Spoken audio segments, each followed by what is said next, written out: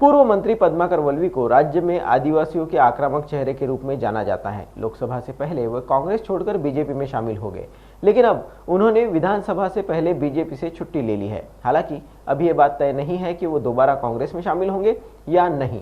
उन्होंने बीजेपी की सदस्यता से इस्तीफा दे दिया है। इस संबंध में एक पत्र बीजेपी प्रदेश अध्यक्ष चंद्रशेखर बावनकुळे को उन्होंने भेजा है। राज्यामध्ये खास करून जे विषय आदिवासींचा ज्वलंत जो प्रश्न चालू आहे आरक्षणचा विषय, त्याच्यावर मी माझी सामाजिक आणि व्यक्तिगत भूमिका आदिवासींच्या वतीनं मांडली होती।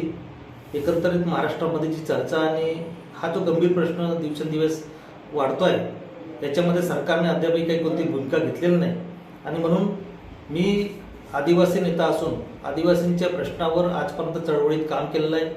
माझी सामान्य कार्यकर्त्यापासून तर आमदार आणि मंत्रीपर्यंत आजपर्यंत मी सातत्याने आदिवासींच्या प्रश्नावर, धोरणात्मक विषयावर सरकारशी चर्चा करत आलोय, बोलत आलोय, भांडत आलोय आणि म्हणून धनगर समाज जो प्रस्थापित समाज आहे तो आदिवासींच्या आरक्षणामध्ये शिरू पाहत आहे, आरक्षण हडप करू पाहत आहे किंवा सरकारने माननीय मुख्यमंत्र्यांनी त्यांना सरकारच्या वतीनं आश्वासन दिलं आहे।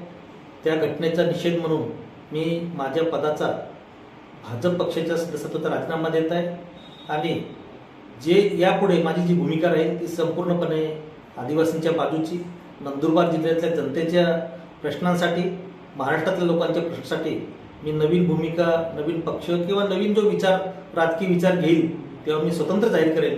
परंतु आज मी भारतीय जनता पक्ष सोडलाय असं मी जाहीर करतो।